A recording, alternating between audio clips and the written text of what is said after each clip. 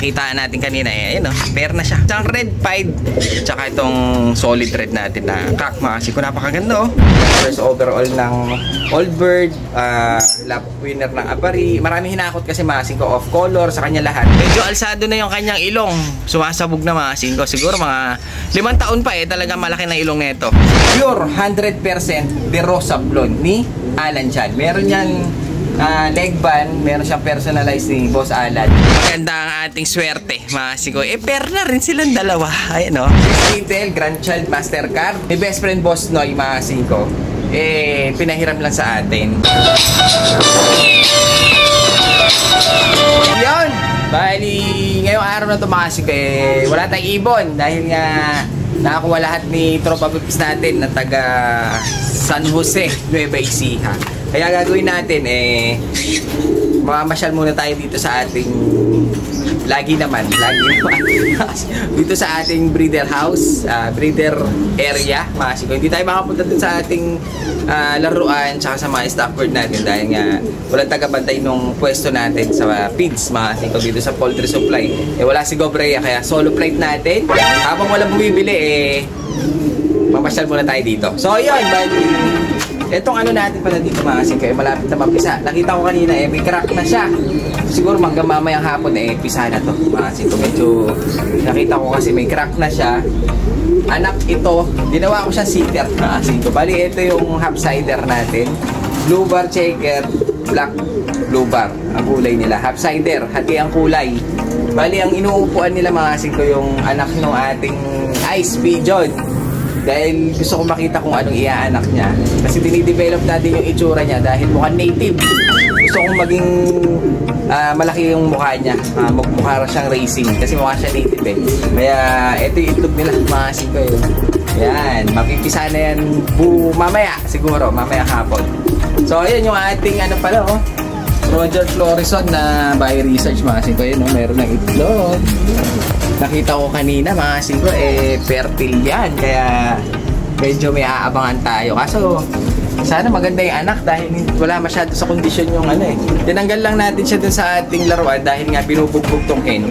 Kaya ginawa natin, eh, nilagay na lang natin sila dito. Pinagsama na lang natin sila ulit. Ano pa ba yung mga meron tayo dito, mga kasiko? Ito. Kung makikita niya, mga kasiko, eh, nag-iisa tong ating kalapati dito. Wala siyang ka-pair. Dahil nga, ang pair talaga nito, itong ating best kitten na Alan Chan, mga kasiko, kay Boss Noy de Lara. Pinahiram sa atin yan. Ang kapair niya talaga sa atin, itong ibon na to, mga kasiko. Pakita ko lang sa inyo. Napakaganda kasi ng ibon. Isa siyang gray cell na malaki ibon. Ayan siya. Napakaganda nito, mga kasiko. Bali, ito eh mag-ina. Nung kapares niya dati, pinak to mother ko siya. Mag-ina sila, pinahiram sa atin.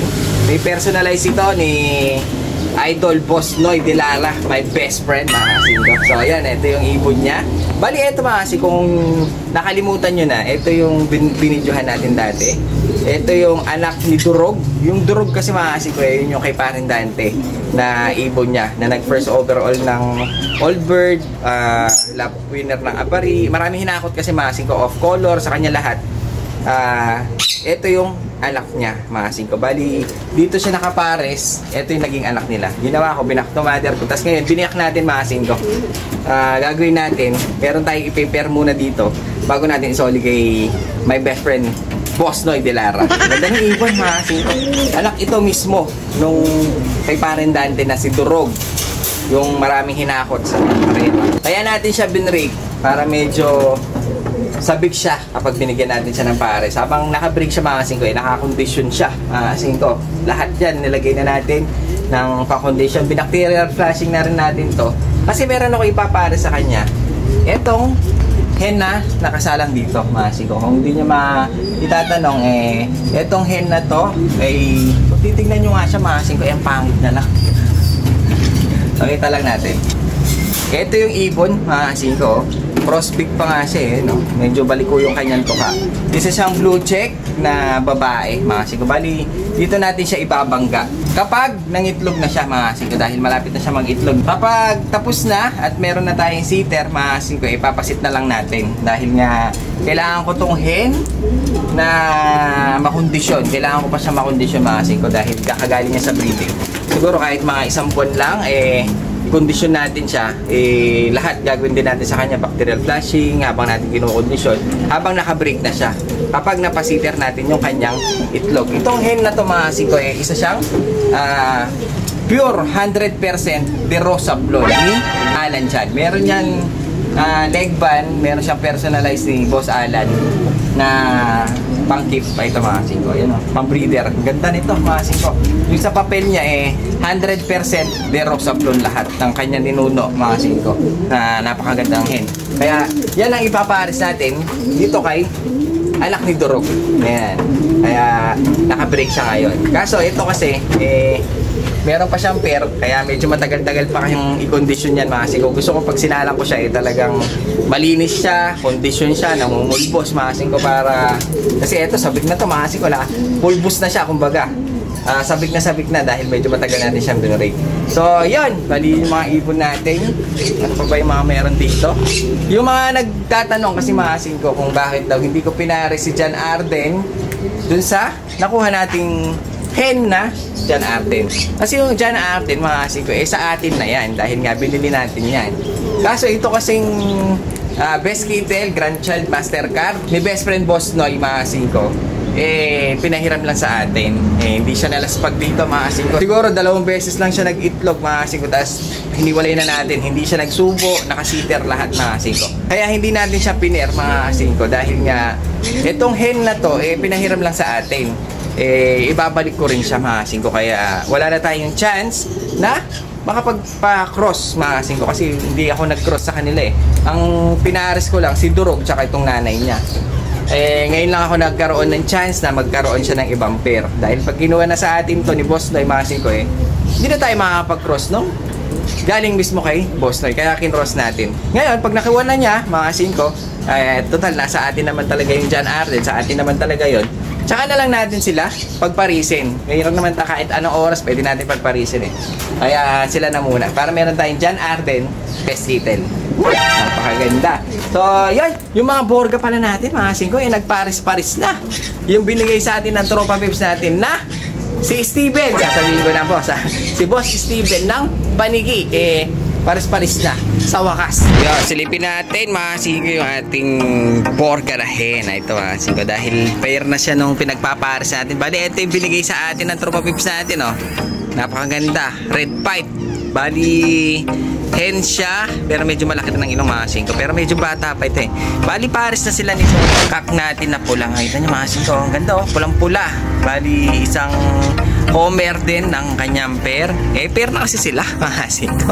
Sa wakas nagpares din dahil nga ngayon lang sila nag-pair mukhang makaka-jackpot na naman tayo sa breeding mga kasingko. Pair na sila bali ngayon pa lang sila nag-pair mga kasingko. Medyo hinihintay nga natin nung nakaraan dahil nag-aaway.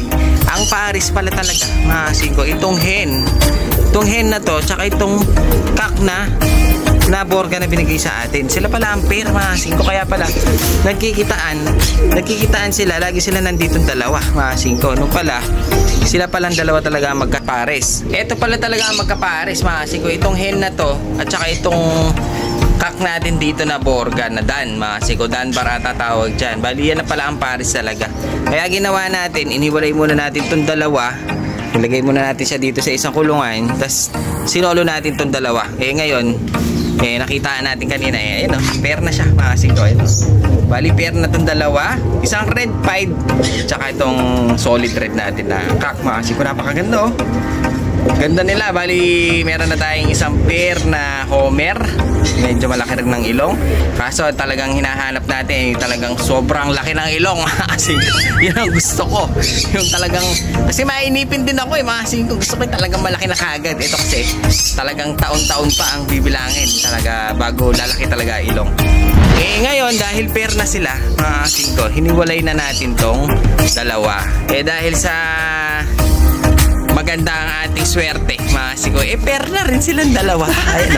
Kasi ito kasi ang bagay, kaya hiniwalay natin kahit na alam natin na pares yung kak tsaka pares itong hen dito, pinaghiwalay ko siya mga kasingko dahil makita nyo naman, mas bagay talaga ito dahil magkakulay sila para magiging back to back ang kulay. Dunbar tsaka isang Dan check na ata tawag nila dyan o khaki, pero pares sila kasing kulay mga kasingko, parang pares silang gold.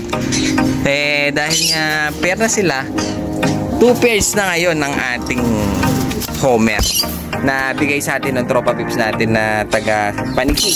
Ito mga kasingko, silipin natin dito sa medyo maliwanag. Mga kasingko, ang ganda kasi nitong ating hen na to, parang golden ang kulay. Ang ganda napakaganda na binigay sa atin. Lalong lalo na ang pinares natin sa kanya, halos ganito rin ang kulay. Pasok siya na Borga mga kasingko. Bali pair na rin sila. Medyo hindi naman tayo masyado nahirapan magpapares dahil nga medyo hiniwalay natin, pinasabik muna natin sila, pinaghiwalay din natin tong dalawa, tsaka natin pinagsama tong dalawang to. Ngayon pair na sila, tsaka pair na rin to, mag-start na tayo mag-breed ng mga Homer. Ayun mga kasingko, nag-ready na nga tayo ng mga buhangin dahil nga nakikitaan ko na silang mag-asawahan. Ito yung kak natin mga kasingko, laki medyo alsado na yung kanyang ilong, sumasabog na mga kasingko, siguro mga 5 taon pa talaga malaki na ilong nito.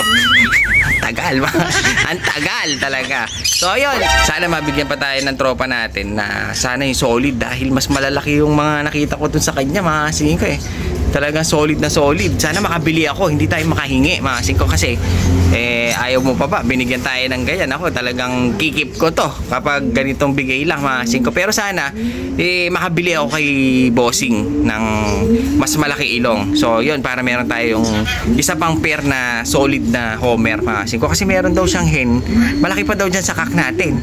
Yun ang gusto ko mga kasingko. Sana mapagbigyan tayo ni tropa na makabili sa kanya kahit 2 pares lang sana. Nakita ko puro off color pa mga kasingko, kaya doon ako na engganyo. Solid na Borga tapos off color pa. Ayun pero okay na rin itong binigay sa atin mga kasingko. Sobrang thankful tayo dahil nga nabiyayaan tayo ni tropa pips ng Homer. Ang ganda nga mga kasingko, lalo na itong kakon, laki. Malaki na nga ito para sa akin dahil yung mga Borga natin maliliit lang. Hintayin natin yan na tumanda. Sino mga 5 taon